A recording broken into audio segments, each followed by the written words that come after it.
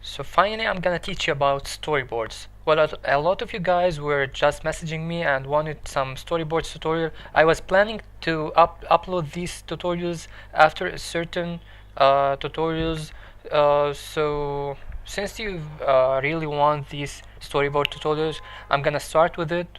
And here it is, storyboards. What are storyboards? Well, do you remember this in your comic books? If you, of course, used to read these comic books, um, you have these rectangles over here. 1, 2, 3, 4, 5, 6. Actually, there is no 6. Anyway, so these are views. You can imagine each one of them as a view. And how does it work? You go from view 1 to 2, then to 3, then to 4.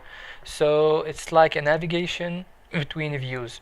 So if you imagine this rectangle as a view, and of course you are familiar with the word view, the .xib file or your nib file, and we've previously used our nib files to create the interface, but now we're gonna use storyboards, which looks like this in your Xcode. And this is a new feature introduced in iOS 5, not any previous version. So if you want to work with storyboards, you have to create an application that will work only with iOS 5 devices, not any previous version. So here are your views. Previously they were the .xib. Each of them was a .xib file, and they are linked in a way. I don't know what is it or what does this application do, but I'm gonna give you an example in your Xcode, and you will be having so much fun with storyboards.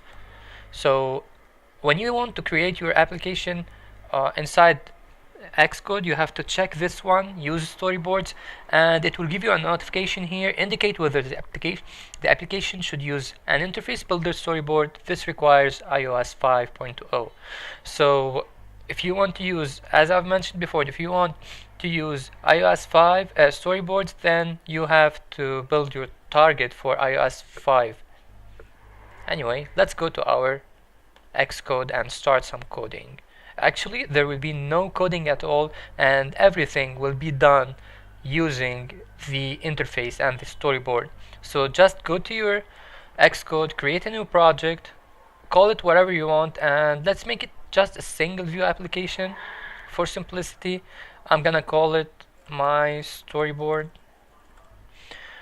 And of course, don't forget to check this one, use storyboard. Let's make it just for the iPhone, and press next. Save it on your desktop or wherever you want. Actually, it's my documents. I like to save it on my desktop so I can delete it after I upload this video. So here's my project. Actually, no. My storyboard.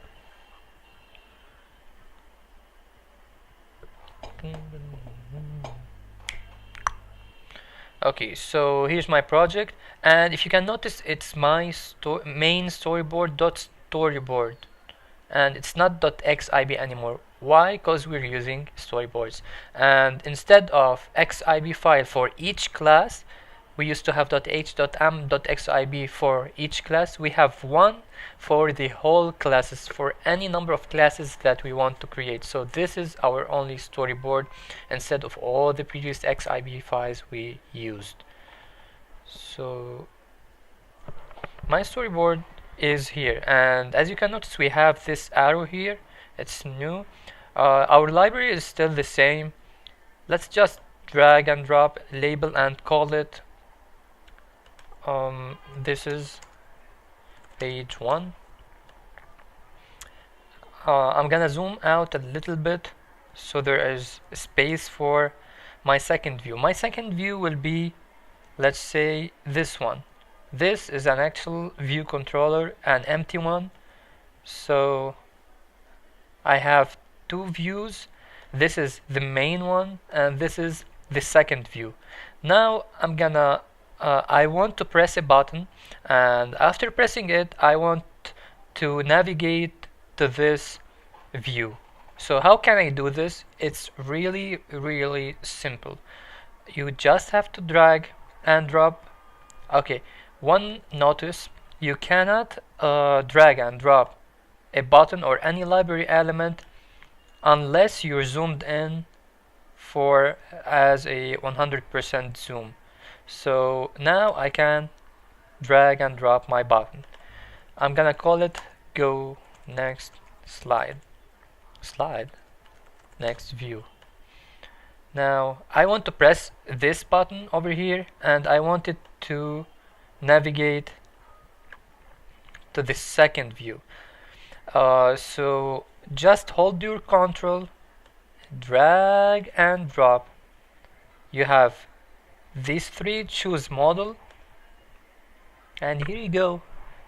That's it, and I'm gonna run my application to show you what I've done so far. So actually I've created two views. This is my main view. When the application starts, it will start in this view.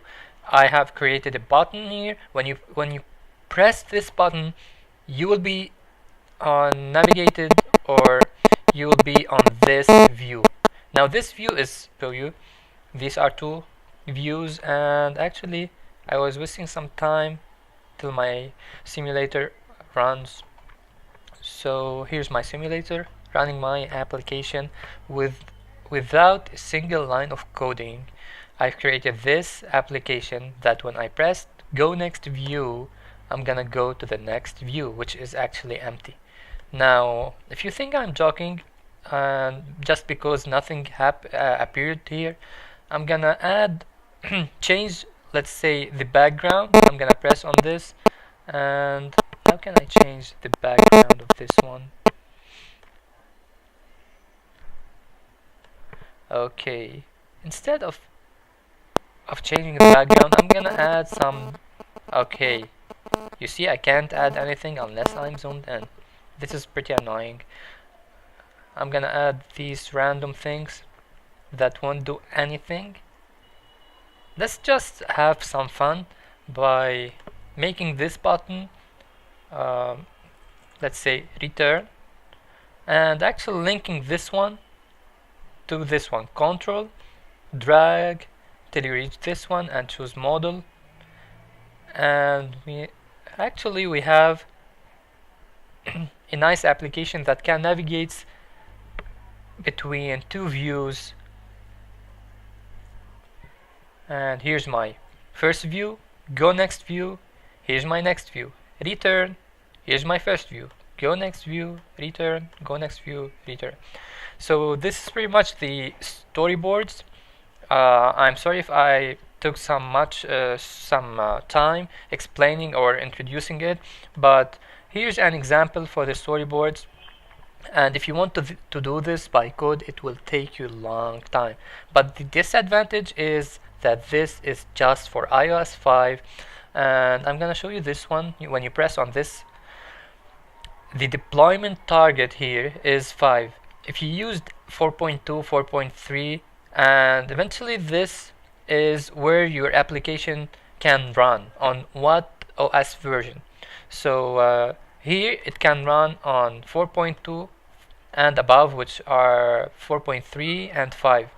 But since I'm using Storyboard, I'll get an error if I do this. So you have to stick to 5.0 if you are using storyboards. And in the next tutorial, I'm gonna show you more about storyboards. So this is all for this tutorial. Thank you and hope you enjoyed it. Bye bye.